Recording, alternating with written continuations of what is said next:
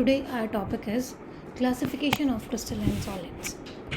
In section 1.1, we have learnt about amorphous substances and that they have only short range orders. Means in previous lecture we did the difference between crystalline solids and amorphous solids. We have learnt about amorphous solids and that they have only short range order. Amorphous solids have only short range order and crystalline solids have long range orders, or the arrangement is large. However, most of the solid substances are crystalline in nature. For example, all the metallic elements like iron, copper and silver, non-metallic elements like sulfur, phosphorus and iodine, and compounds like sodium chloride, zinc sulfide and naphthalene forms crystalline solids. All these are examples of crystalline solids. Next one is crystalline solids can be classified in various ways. Today our topic is classification of crystalline solids. First we classify solids into two parts, that is first one is crystalline solids and second one is amorphous solids.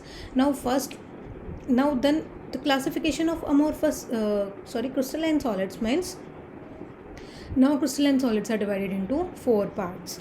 First one is, here we will classify crystalline solids on the basis of nature of their intermolecular forces or bonds that hold the constituent particles together. Means on the basis of their intermolecular forces, we can classify the crystalline solids into four types. First one is van der Waals forces. Second one is ionic bonds. Third one is covalent bonds, and fourth one is metallic bonds. On this basis, crystalline solids are classified into four categories, that is molecular, ionic, metallic and covalent. In this, molecular crystalline solids having van der Waals forces, ionic compounds having ionic bonds, metallic compounds having metallic bonds, and covalent solids having covalent bonds. Now let us learn about these categories. First one is molecular solids. As I already told you that in molecular solids, van der Waals forces are there, van der Waals forces of attraction. Van der Waals forces of attraction, that's why they are known as molecular solids. Molecules are the constituent particles of a molecular solid. They are further subdivided into following categories. Now, molecular solids are further divided into categories. First one is non-polar molecular solid. That is, here non-polar means here poles are not separated. Means these are non-polar. They comprise either atoms, for example, argon and helium, or the molecules formed by non-polar covalent bonds. Means they having argon and helium like molecules, that they are non-polar, or you can say H2 and Cl2. These are non-polar because H bonds H. Hydrogen and hydrogen both having electronegativity same. That's why they are non-polar. We categorize these elements as non-polar, like helium, H2, argon 2.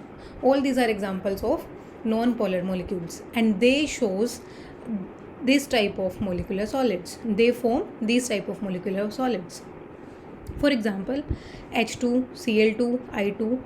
In these solids, the atoms and molecules are held by weak dispersion forces or London forces, about which you already learnt in class 11th. Means they are weakly held by, means these bonds are not as much strong as the covalent bonds. These are small forces of attraction, or you can say less forces of attraction. These solids are soft and non-conductors of electricity. That's why these are considered as soft molecules, because soft solids, because the bonding is not as much strong. That's why they are considered as soft molecules and non-conductor of electricity. And they are non-conductor of electricity. They can't conduct electricity. They have low melting points and usually in liquid or gaseous state at room temperature and pressure. They have low melting point because of their weak forces and the bond is not as much strong. That's why they easily break down, and they have low melting point. Second one is polar molecular solids, in which the electronegativity difference is there, and here two atoms make, or you can say two atoms of two elements makes bond, like HCl. In this, chlorine having more negativity than hydrogen. That's why this bond, we can say this molecule is polar molecule, and this bond is polar bond, like SO2, etc., are formed by polar covalent bonds. The molecules in such solids are held together by relatively stronger dipole-dipole interactions, and this there is strong forces of attraction as compared to non-polar molecular solids, and these dipole-dipole interactions are there because two poles are there. It is having less electronegativity and having delta positive charge, and it is having more electronegativity and having delta negative charge. That's why there is dipole-dipole interactions. These solids are soft and non-conductors of electricity. These are also soft and non-conductor of electricity. Their melting points are higher than those of non-polar molecular solids. Yet most of these are gases or liquids under room temperature and pressure. Solids, sulfur dioxide and solid ammonia are the examples of such solid. These are the examples of, and this in ammonia, NH3, nitrogen having more electronegativity as compared to hydrogens, and in sulfur dioxide, oxygen having more electronegativity than sulfur. That's why these two are the polar compounds, and they are gaseous and liquid at room temperature and pressure, and they are non-conductor. They are also soft, and their melting point are higher as compared to the non-polar, because the bonding is strong as compared to non-polar molecules. Third one is hydrogen bonded molecular solids. As name suggested, that in this hydrogen bond is there, and we already know that hydrogen bonded is formed, but when hydrogen bond is formed between hydrogen and more electronegative element like fluorine, oxygen and nitrogen. Hydrogen can make or can form bond only with these elements, these atoms. Now the molecules of such solids contains polar covalent bonds between hydrogen and fluorine, oxygen and nitrogen atoms. Strong hydrogen bond binds molecule of such solids like water in solid form like ice. In this hydrogen bonding is there. That's why they have strong bonding, and their melting point and boiling point is also high, and they are also non-conductors of electricity because of high bonding, strong bonding. Generally they are volatile liquids or soft solids under room temperature and pressure. Now, these are the classifications of molecular solids, that is non-polar, polar and hydrogen bonded solids. Next one is, second classification is ionic solids. In this, ionic bond is there. Ions are of constituent particles of ionic solids. In these solids, ions are the constituent particles, and in case of molecular solids, molecules, or you can say atoms are the constituent particles of ionic solids. Now in this, such solids are formed by the 3D arrangements of cations and anions bound by strong Coulombic, or you can say electrostatic forces. And this, as name suggests, that ionic means ions are present, and ions are present in form of cations and anions. Cations having positive charge and anions having negative charge. Now the solids are present in the form of cations and anions in 3D dimensional arrangements, and they are strongly bounded by the electrostatic forces of attraction, because positive and negative attracts each other, that is Coulombic forces, or you can say electrostatic forces. These solids are hard and brittle in nature, means these solids are hard. As we did in molecular solids, they all are soft in nature and these are hard in nature. They have high melting and boiling points since the ions are not free to move about. They are electrically insulators.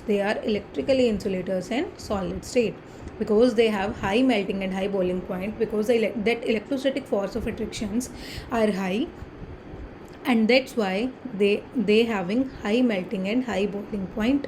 And because the ions are not free to move, that's why they are known as electrically insulators in the solid state. However, in the molten state or when dissolved in water, the ions become free to move about and they conduct electricity. In molten state,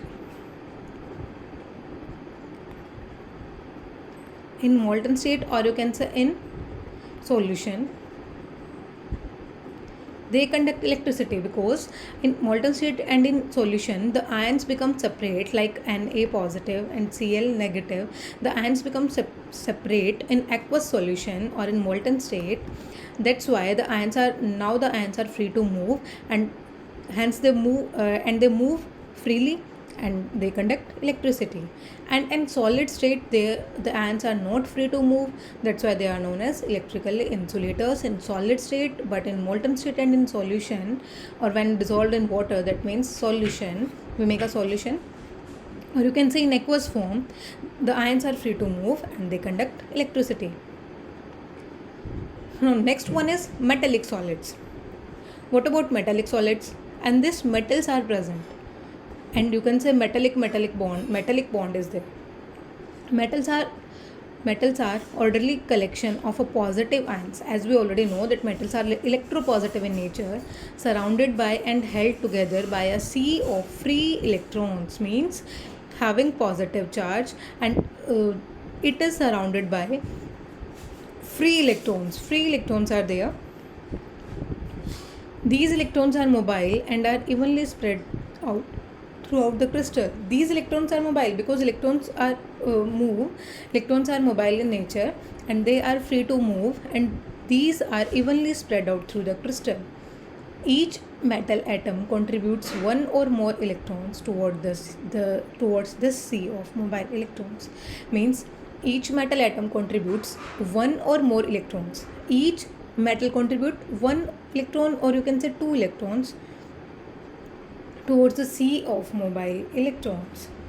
These free and mobile electrons are responsible for high electrical and thermal conductivity of metals. That's why metallic solids are conductive in nature, or they are conductive, or they having high electrical and thermal conductivity. They have high electrical and thermal conductivity of metals. When an electric field is applied, these electrons flow through the network of positive ions. Means when we supply electric field, then these electrons flow and conduct electricity. Similarly, when heat is supplied to one portion of the metal, the thermal energy is uniformly spread throughout by free electrons. As we already done in lower classes, that iron rod is there, and if we heat that end of iron rod, then that end is also becomes warm, and the heat is conducted. You can say heat is conducted, and metals are good conductor of heat and electricity. Now here the same, that the thermal energy is uniformly spread throughout by free electrons. The energy is spread by the free electrons. Free electrons move and then they spread electricity, or you can say energy. Another important characteristics of metal is their luster and color in certain cases. Luster is shining property. As we already know that metals are lustrous in nature and are colored in nature. This is also due to the presence of free electrons in them. This is due to the free electrons. This property, lustrous property and color property, is done by the free electrons because of the free electrons present in metals. Metals are highly malleable and ductile, and this malleable and ductile means, as these are the properties of metals, that metals are highly malleable and metals are highly ductile. Malleable means that metals can be converted into thin sheets, and ductility means that metals can be converted into thin wires. Then metals are lustrous, metals are colored in nature, metals having colored, metals are malleable, and metals are ductile. All these are properties of metallic solids. Next and last one is covalent or network solids. In this, covalent bond is there. A wide variety of crystalline solids of non-metals results from a formation of covalent bonds. This is categorized by that non-metals forms covalent bond between adjacent atoms throughout the crystal.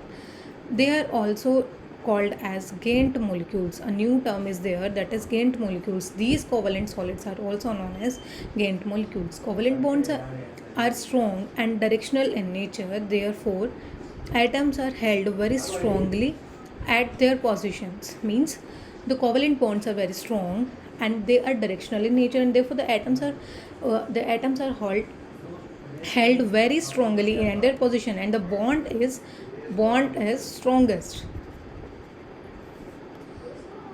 The bond is strongest among the ionic bonds and among the metallic bonds, or you can say whatever bond.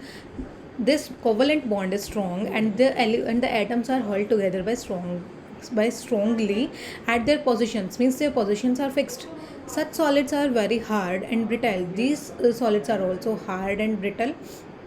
They have extremely high melting points and may even decompose before melting.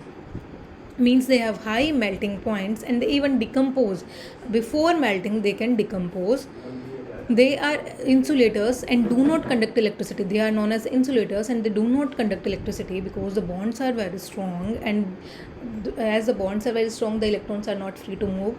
That's why these are insulators and they do not conduct electricity. Example is diamond and silicon carbide are the typical examples of such solids, and the diamond and silicon carbide covalent bonding is there. Although graphite also belongs to this class of crystals. As we already know that diamond, graphite are the allotropes of carbon, then they both belongs to this category, but their arrangement is differ. Graphite also belongs to this class of crystals, but it is a soft and a conductor of electricity. As these covalent compounds are not a good conductor of electricity, they not conduct electricity, but the exceptional example, that is graphite, that is an allotrope of carbon, that is non-metal, that is of non-metal, and it belongs to this crystal also, but it is soft. As I already told that these crystals are hard, these crystals are hard, but that exception is there for graphite, that it is soft in nature and it can conduct electricity. Its exceptional properties are due to its typical structure. These arrangements or these exceptional characteristics is due to its structure. Carbon atoms are arranged in different layers and each atom is covalently bonded to 3 of its neighboring atom in the same layer. And the structure, you can see in the structure of graphite, each atom is bonded to 3 carbon atom, 1, 2 and 3 neighboring carbon atom. That carbons are arranged in the different layers.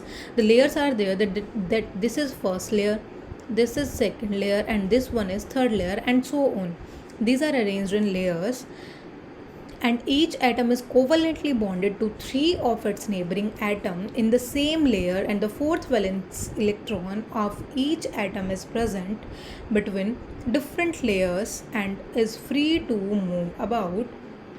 These free electrons make graphite a good conductor of electricity. Means, as we already know, that carbon is tetravalent. That carbon is tetravalent, and it can make 4 covalent bonds. That's why it makes 3 bonds with their neighboring atoms. That, like, we are considering this atom, then it bonds with 1, 2 and 3 its neighboring atom, and one bond it makes with second layer metal. That is, these electrons, this fourth bond electrons are free to move, and that's why we can consider the graphite as a good conductor of electricity.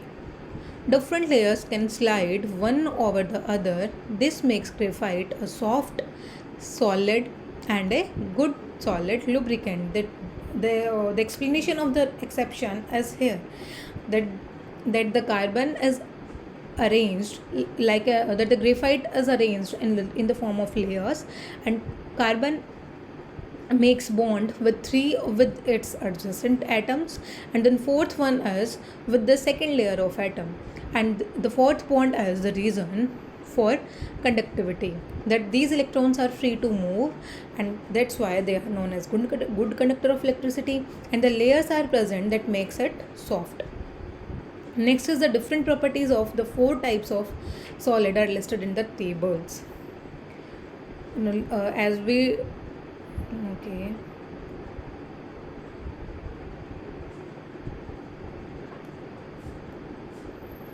now the questions are there.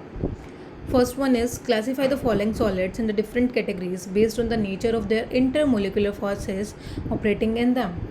Now we have to classify these solids on the basis of their intermolecular forces. First one is potassium sulfate. As potassium sulfate K2SO4. This is ionic, means K positive and SO4 2 negative. This is ionic. And second one is tin. Tin is metal. Then it forms metallic solid. And it forms, potassium sulfate forms ionic solids, tin forms metallic solids. Next one is benzene. Benzene is molecule, that is say 6H6. It forms molecular solids. Next one is urea. Urea also forms molecular solids. Next was ammonia. Ammonia also forms molecular solids. Water is also an example in which hydrogen bonding is there, and ammonia is an example in which polar bonds are there.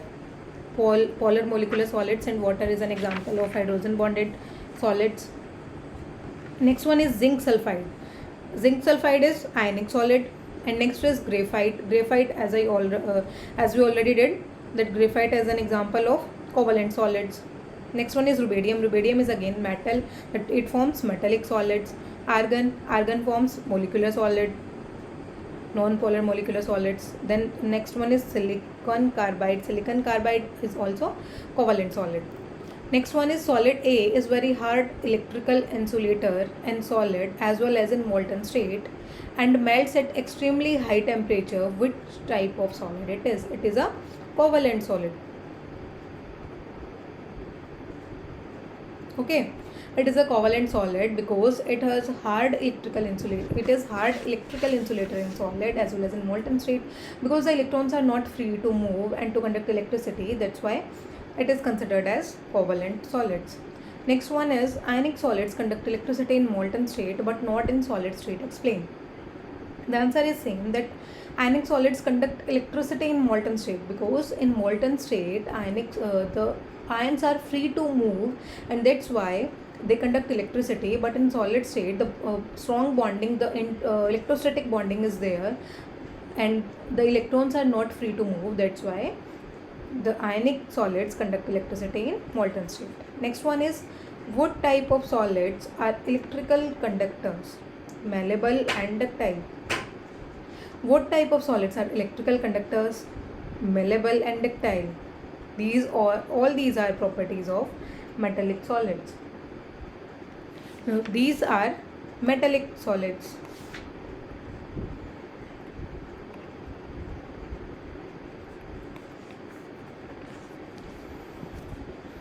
Now our topic is done here.